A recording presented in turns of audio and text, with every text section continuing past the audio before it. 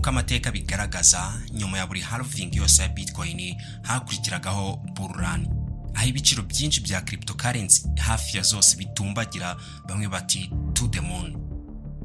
Iyo halving yabaga, bull run yamaraga hagati y'amezi 12 kugera kuri 18 nyuma y'uko halving ibaye.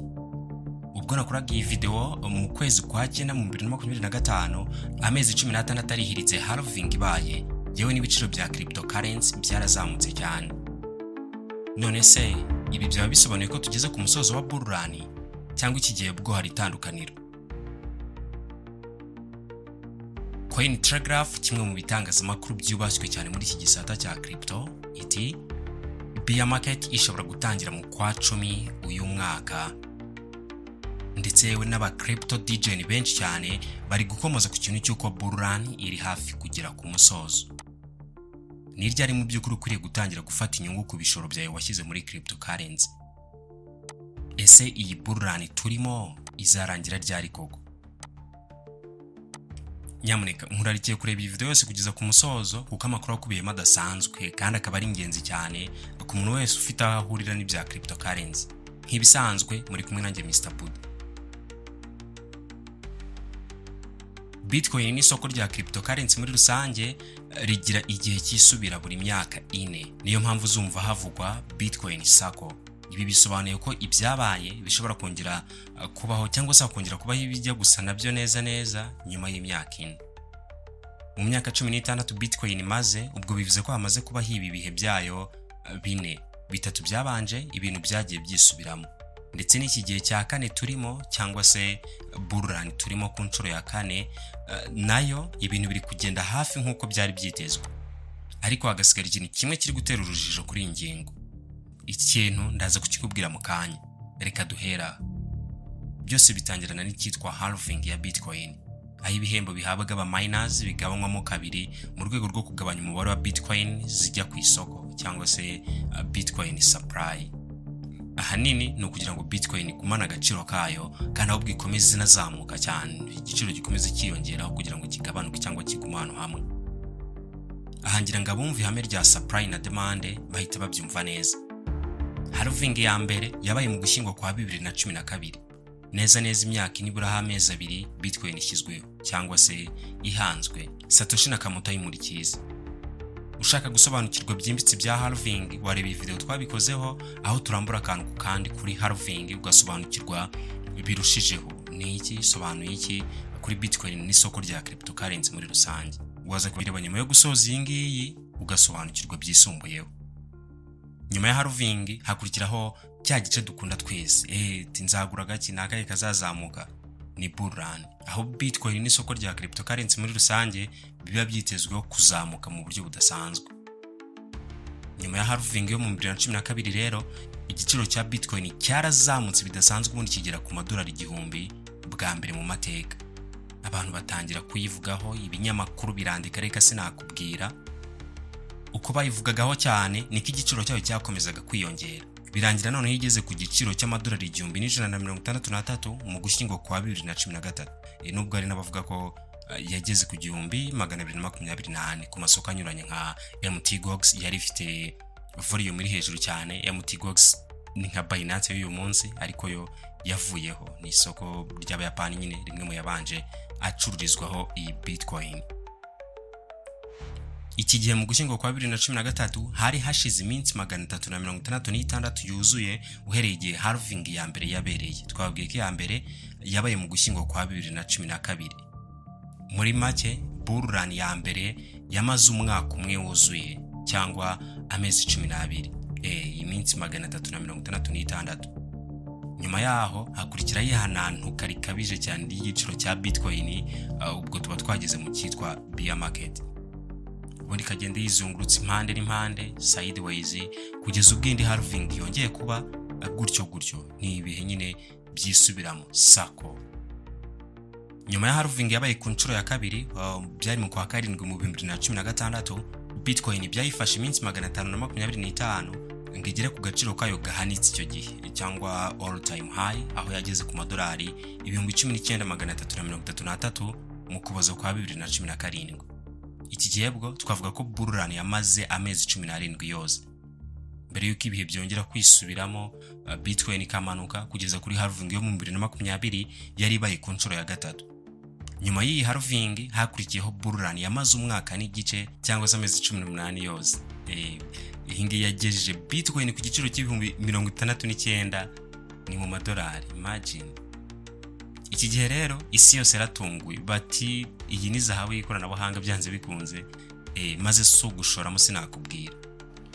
The price of Bitcoin has passed $60,000 for the first time this weekend. As of Sunday morning Korea time, it hit a peak of around $61,500.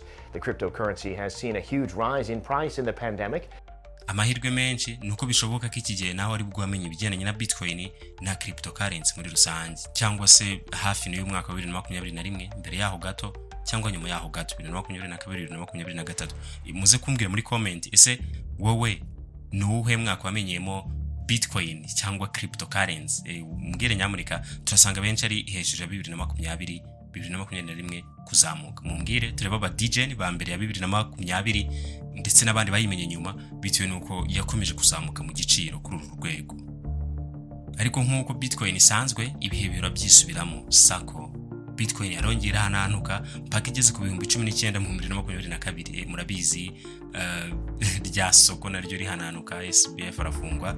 Bibirangiye none twinjiye muri halving iduharurira amarembo ya bull run ari nayo turimo uyu munsi mu 2024. Abanyarwanda tuti nta gahora gahanze, wabyanga wabyemera. Uko igiciro cya Bitcoin kizamuka cyane ni nako kiba kizongera kikamanuka, ndetse nanone cyane niko nabyita. Iyo umanutse impinga y'umusozi ugiye guhinga, uba ugomba kuzirikana kuza no kongera kuyizamuka uhinguye. None ko bizwi neza ko Bitcoin yamaze gutumbagira cyane mu gaciro, yivuye ku bihumbi 16 by'idolari ikagira ku bihumbi 120 by'idolari, kandi nanone igihe izindi bull run zamaraga nacyo kuri ubu kikaba cyegereje. Mu by'ukuri iyi bull run izarangira ryari? Nzamenya neka icyo gihe cyageze. Iyo turebye ku mibare dusanga nibura ku mpuzandengo bull run yaramaraga iminsi 332 uhereye kuri halving. Kuri bull run ya kane ari nayo turimo, halving yabaye ku 20 Mata mu 2024. Ubwo nakoraga iyi video ku 10 Nzeri mu 2025 hari hashize iminsi 508 halving ibaye. Tugendeye ku mateka, ubwo byaba bisobanuye ko haburi iminsi 24 gusa ngo bull run igere ku musozo cyangwa se irangire. Ikindi gitangaje wamenya nuko bull run zose ukoresha tuzabaye zikanarangira. Dukuyemo nyine yingi kuko ntabwo irarangira. Ukoresha zose zarangiraga hagati y'ukwezi kwa 11 cyangwa se mu kwa 12. Yamuneka unyumve neza, bull run zose zimaze kuba iyitarangiraga mu kwezi kwa 11 yarangiraga mu kwezi kwa 12. None uyu munsi turi muri Nzeri cyangwa se mu kwa 9, ubwo bisobanuye ko habura amezi atarenze 3 gusa ngo amateka be yakisubiramo. Niba ariko bizagenda ntawe ubizi. Iminsi yose ndetse n'ibimenyetso byose biranga bull run byarageze, kandi na Bitcoin imaze kwikuba inshuro hafi 8 zose ivuye ku 16 by'idolari yariho mu 2022. Bivuze ko iyi bull run inarangiye ntawe warenganya, Bitcoin yarazamutse. Twakomeje kuvuga Bitcoin gusa twirengagiza ko dufite izindi cryptocurrency zirenga amamiliyoni. Iyo ukomeje kurebera kuri Bitcoin wahita wanzura neza ko habayeho bull run y'umurengera yewe idasondetse namba. Iyo urebeye ku bipimo byose tumaze kubona haruguru, kugeza ubwo hinduye uruhande ugatangira kurebera mu yindi mboni yitwa altcoin. Niba warankurikiye kenshi iyi foto izikisobanuye. Gusa niba utanabyibuka cyangwa se akabaro bwa mbere urebye video zanjye, reka nkunyurire mu muri make. Muri bull run buri gihe amafaranga ahera muri Bitcoin, aho abantu bashora amakayabo ku bwinshi, kandi binini nako byagenze. Ubundi Bitcoin igatumbagira mu giciro. Iki cyo twese turacyemeranya ko cyabaye. Abantu bashoye muri Bitcoin, ama ETF araza, kandi Bitcoin nyine irazamuka umunsi ku wundi umusubirizo, ukagira ngo niyo yonyine gusa iriho, ibindi ntago bihari. Ikiciro cya kabiri cya bull run ni igihe noneho amafaranga atangira kuvanwa muri Bitcoin, abantu batangiye gufata inyungu kuri Bitcoin, noneho bagatangira gushora muri Ethereum, umwami wa altcoin. Buretse gato, abantu bashyize amafaranga muri Ethereum ntiyabasha kurenga agasongero gashya, all time high. nibyo Ethereum iherutse kurenga agasongero k'ibihumbi 2800 ariko ntiyaharenze ngo ishyiremo ikintu kigaragara nk'uko Bitcoin yabigenje iva ku 69 igakomeza igira ku 120. Ubwo iyo tugeze kuri iyi ngingo tubona ko nk'ikiciro cya kabiri cya bururani ubwacyo kitaruzuzwa neza nk'uko byagenze mu bihe byatambutse. Kuko nko mu 2021 Ethereum yageze ku gasongero kaherukaga mbere h'amezi 10 ngo bururani irangire. Aya mateka aramutse yisubiyemo byaba bivuze ko tugifite andi mezi menshi imbere yacu tukiri muri bururani. Ngaho nawe reba iyi chat yo mu 2021 urebe niyo yo mu 2025. Iyi chat y'umwami wa altcoin Ethereum yigeranyije na Bitcoin, urabona ko mu 2021 Ethereum iki gihe yari ikomeye kurusha Bitcoin, ariko uyu munsi Bitcoin iracyakomeye igeranyije na ETH ndetse n'izindi cryptocurrency muri rusange, kuko nyine nk'ubu Bitcoin iracyihariye ibirenze 58% by'isoko ryose rya cryptocurrency, kandi nk'uko bigaragara kuri chat ubwiharike bwa Bitcoin mu gisata cya crypto bwaramanukaga bukagera nibura kuri 40% cyangwa munsi yaho gato mbere yuko byongera guhindura isura. Ubwo no kuvuga igihe bururani yabaga igeze ahantu haryoshye, ahantu hashyushye, wasangaga ubwiharike, nivuga ubwiharike wumve Bitcoin dominance bwabaga bwamanutse kuri 40% hafi yaho hejuru yaho gato cyangwa se munsi yaho. None uyu munsi iracyari hejuru ya 50 ubwiharike bwa Bitcoin muri iki gisata. Nano niyo turebye uko abantu bari gutekereza ku isoko, market sentiment twifashishije igipimo cya Fear and Greed Index itwereka urwego rw'umururumba n'ubwoba abantu bafite, urabona ko nta bidasanzwe. Kandi burya bururani yajyaga kurangira hashiraga igihe kinini iki gipimo cyerekana umururumba ukabije abantu baba bafite. Ibisigura ko abantu basanzwe nabo baba baje gushakira mu isoko rya cryptocurrency bagashoramo ari benshi cyane.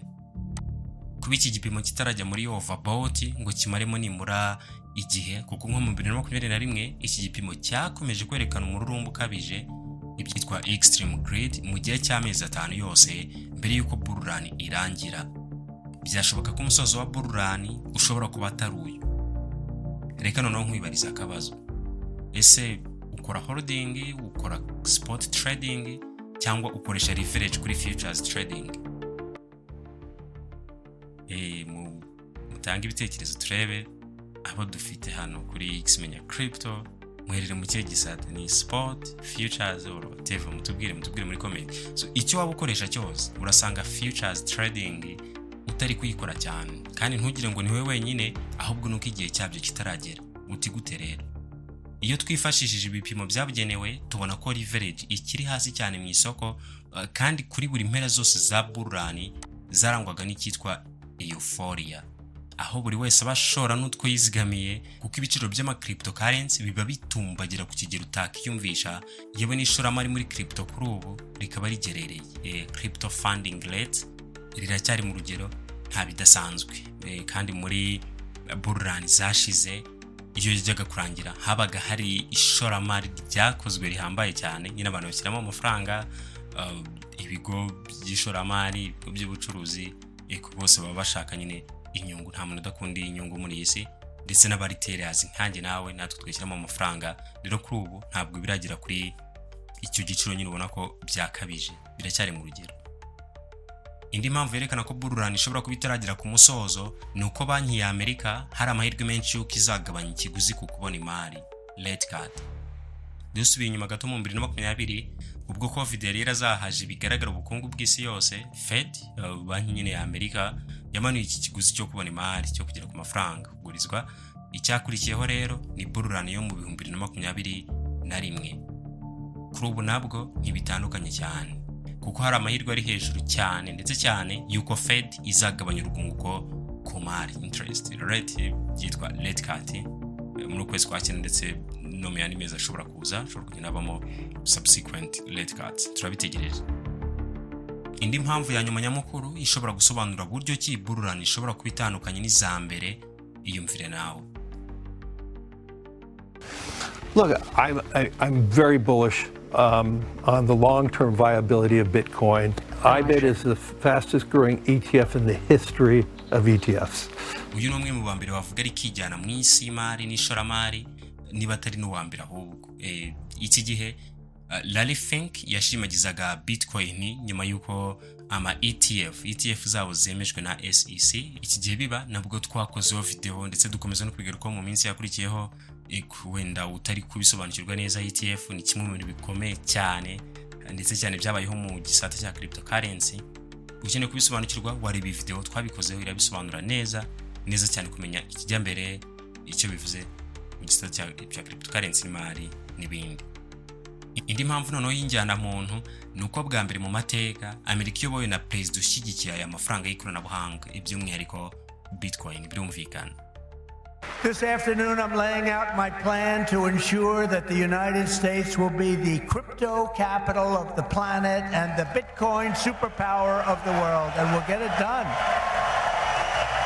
Ni mu gihe abantu nka Michael Saylor ibigo byabo babigize ishoramari rya Bitcoin gusa. Izi mpamvu eshatu za nyuma mvuze zishobora gutuma bull run imara igihe gisanzwe cyangwa se kirekire kurushaho. Utigute rero. Ibintu bitatu bya nyuma mvuze byibanze ku gushora kuri Bitcoin kandi yarazamutse cyane, ndetse twakanzura ko bull run yayo irangiye nta wabitindaho, kandi buryo byakumvikana mu gihe imaze kwikuba inshuro hafi 8 zose kuva mu 2022 igera ku 2016. Uku gushora muri Bitcoin cyane nibyo byatumye abantu batinda gushora mu zindi crypto nka Ethereum, Solana n'izindi. Bigenze bityo rero byarangira Bitcoin zitazamutse cyane. Ni mu gihe ku rundi ruhande bull run yose ikomeje byuzuye nk'ibisanzwe, aho ibishoro biva muri Bitcoin bikajya mu zindi altcoin. Twagisanga tugize bull run ndende ya mbere mu mateka yabibayeho, aho hashobora kwiyongeraho nk'andi mezi ari hagati ya 3 kugeza kuri 6 gusubiza hejuru, yewe niko mbitekereza. Biramutse bigenze bityo rero dore cyakurikiraho. Phase turi kwinjiramo ubu ngubu naho ibishoro biva muri Bitcoin bikajya muri Ethereum. Iki cyiciro nibwo kikiri gutangira kubera ko Ethereum nibwo iri gusa nkaho ibona imbaraga, ndetse ngira ngo urukubona iyi chart ya Ethereum against BTC urukuna ko itangiye kubona momentum.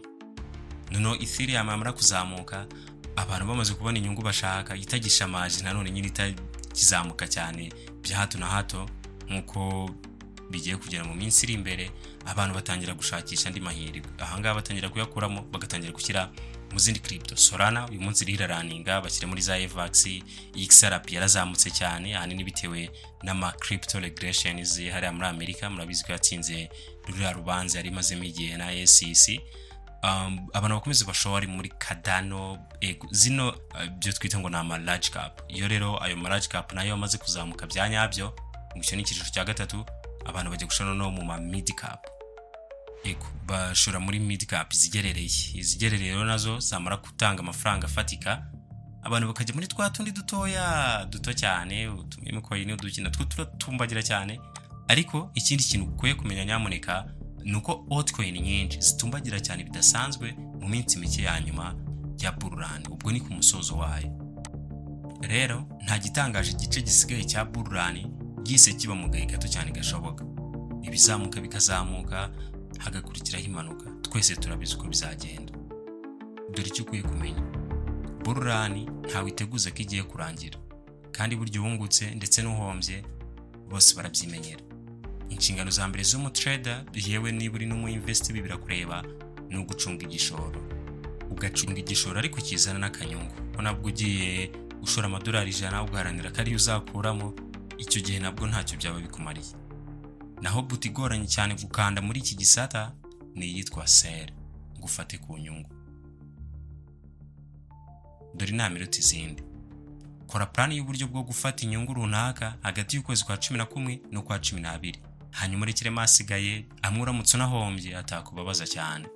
Noneho wicare utegereze igikurikiraho. Bull run nikomeza ukomereze kurayo. Nibiba ari nawo umusozo wayo wahuza baramaze gukurama yawe wenda ari kumwe n'akanyungu.